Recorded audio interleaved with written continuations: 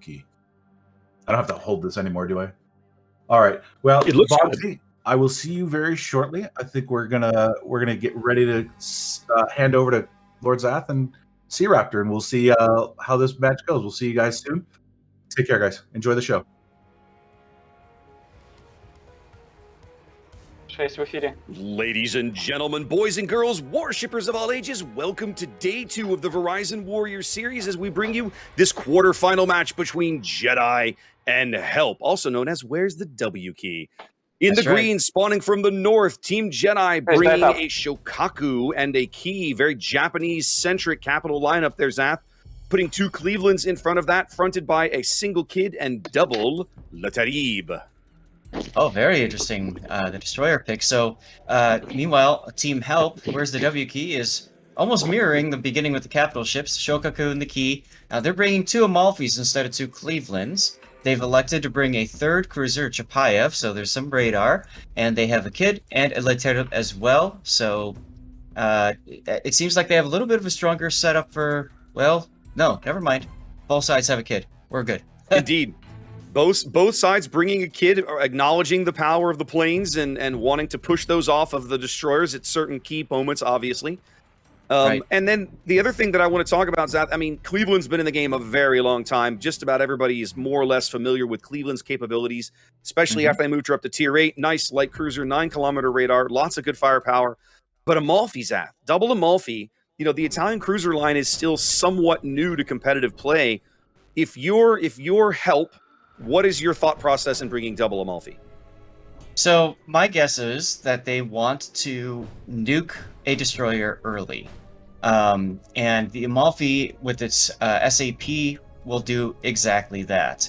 So they're probably going to put the Amalfis, well, as I was saying that, I look at the minimap and they've split their Amalfis to be 1 with each side, basically escorting the destroyer. Another way that you could play Amalfi is pair them up. I think we saw this 2 weeks ago, and use them as a kiting away kind of, you know, Chibi Venezia version of Tier 8, and, you know, make plays that way. But it looks like they're going for the escort maneuver instead.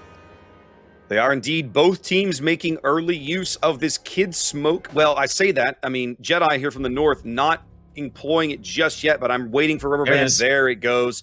I was like, you could see the ship maneuvers. You knew Rubber Band had to be going for that smoke cloud, smoking up his team here on the north end of A as Admiral Rab down there. I love the name. On the bottom end of the A-cap has done the same thing for his friendly Chapayev. Yep, and St. Pete was ready to go. The cameras were looking like, come on, hit that key already. Check your stats, let's go. We knew it was coming. Like, come on, we're just waiting for it. And so we have 2 Death Snails, both holding 1 radar cruiser. You've talked about the Cleveland. Of course, remember, Baltimore was banned, so Cleveland is the other American ship with radar, aside from the Wichita, I suppose. Not too much to talk about.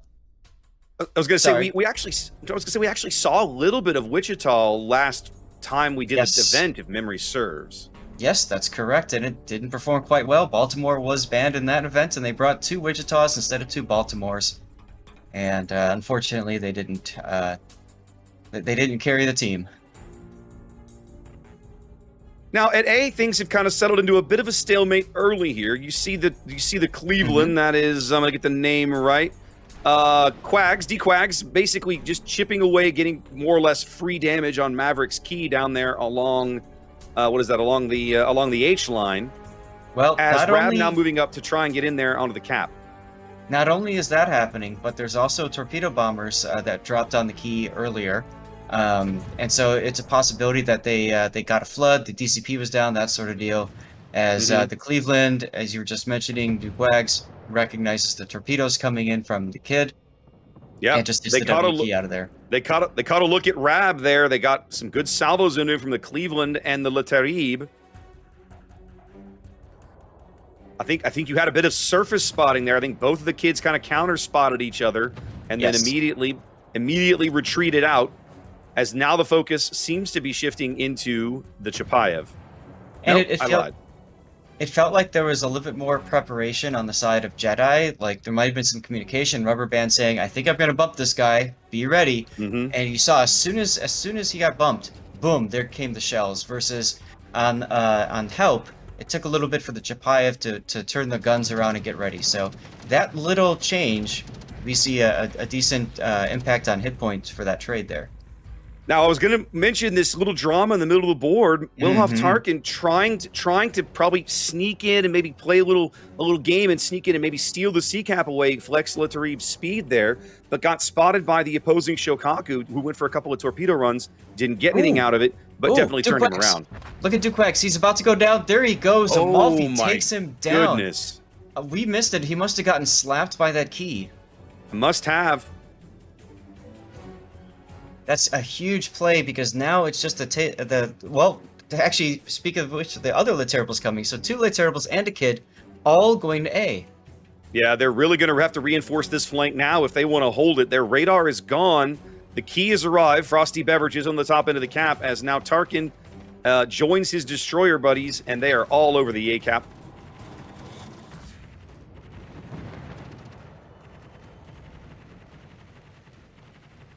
Yeah, that's gonna, so they're gonna get the cap, but then they're gonna have to evacuate. They really can't hold it here with carrier support and Amalfi and Chapayev and key pushing.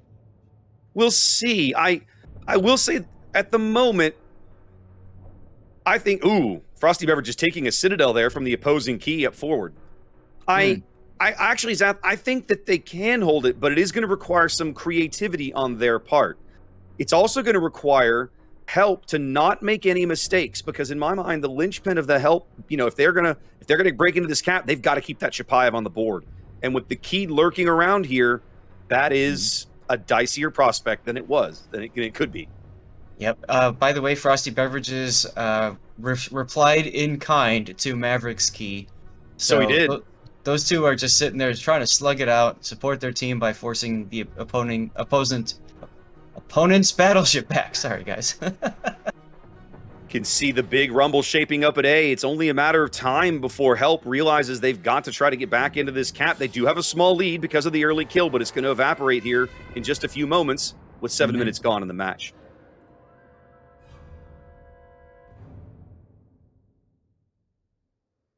Not much happening on the east side of things, as a matter of fact. The Amalfi for Team Help just sitting there, just trying to kite away. Laterrable sitting there, ready to kite away, but there's nobody coming. So, when I play clan battles at this point, after so much time in the game, I'm thinking, all right, well, we've kited so long, it's time to get out of here. Rubber Band making a mistake. Yeah. He's going to take a torpedo. Yep. He started to turn back out of that attack run. I was wondering if he would do that, and he did. I was surprised. I figured he'd keep turning into it. As while the team is occupied with the planes, Help does move up, get the cap on A as they continue to put damage into Rubber Band Man. Yep, and he also got I think the Chapayev nailed him just before the torpedoes came in. He was getting shelled and then took a good Amalfi salvo there after the torpedo hit. Yep. Now they're trying to come back in and take it back. Yeah, they're going to push both Taribs right back in here. I kind of like this play, Zath, because, if you're the kid, you don't want to get caught out by double Tarib. They'll just melt you. Absolutely. And with the Chapayev being so far south, it's really just SEAL Team 6's Amalfi who's in position to try to contest either of the Laterrals. We haven't talked much about B, Zath. I'm kind of wondering when Help is going to realize how under strength the B cap really is. Well, and that's what I was talking about a few moments ago.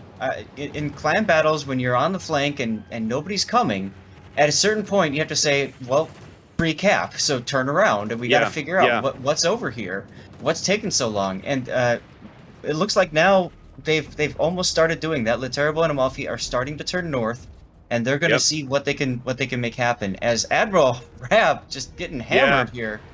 Yep, Rab's kid just getting absolutely wrecked by the double Tarib spam, even though he's in smoke. French radar. Indeed. Tarkin taking his own share of punishment for that.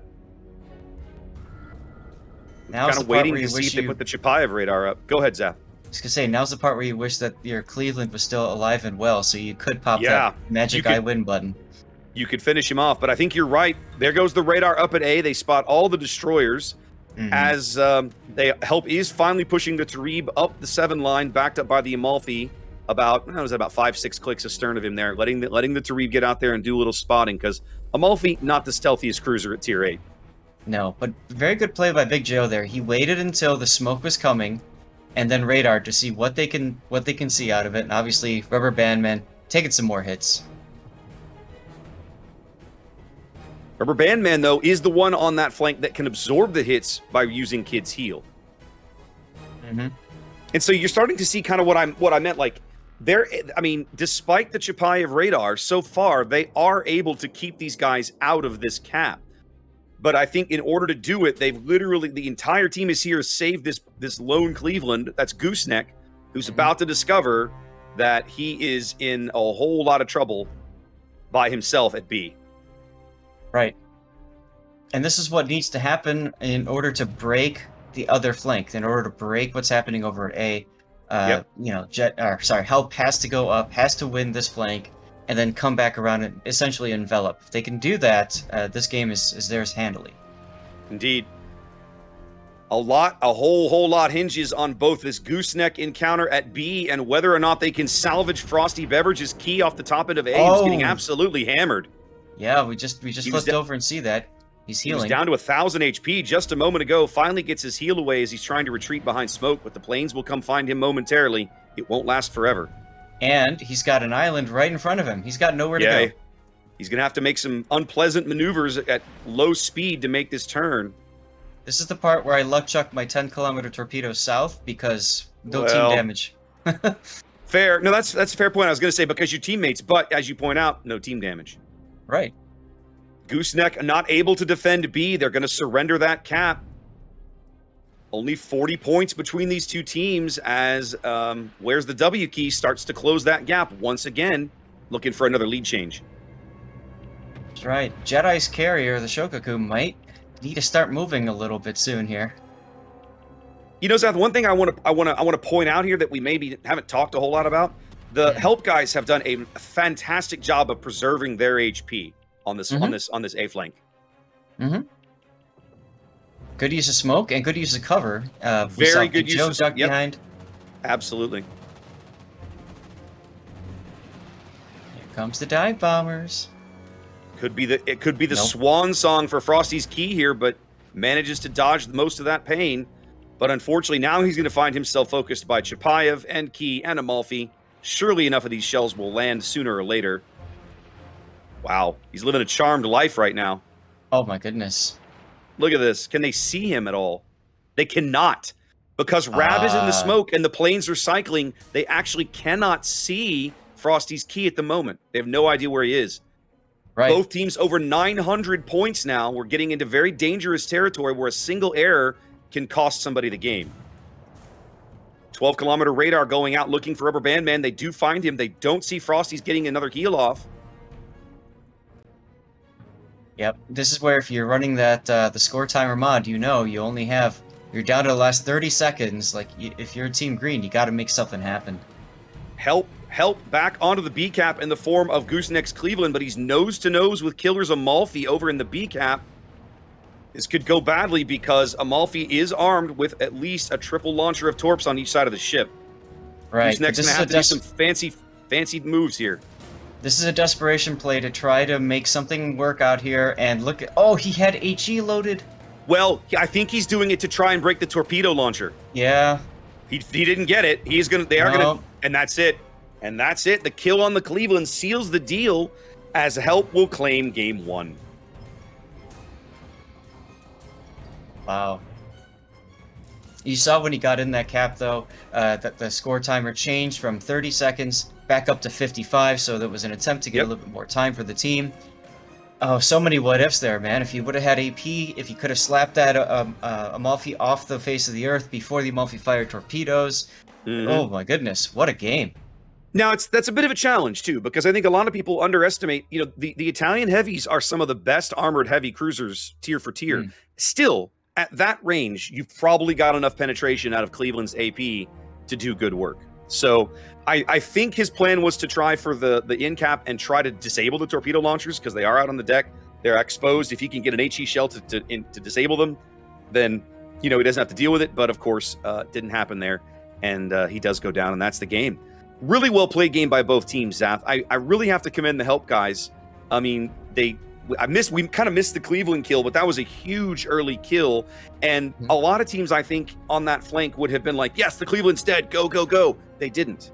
They continued to play patiently, calmly, conserving their health. They gave up the cap, they grabbed the cap, they gave it back up again. But in the end, I think that strategy just really was absolutely the right play for them. And in the end, you can see here a flawless victory. They don't even lose a single ship. That's right. Well, let's send it back to the studio for their commentary as well.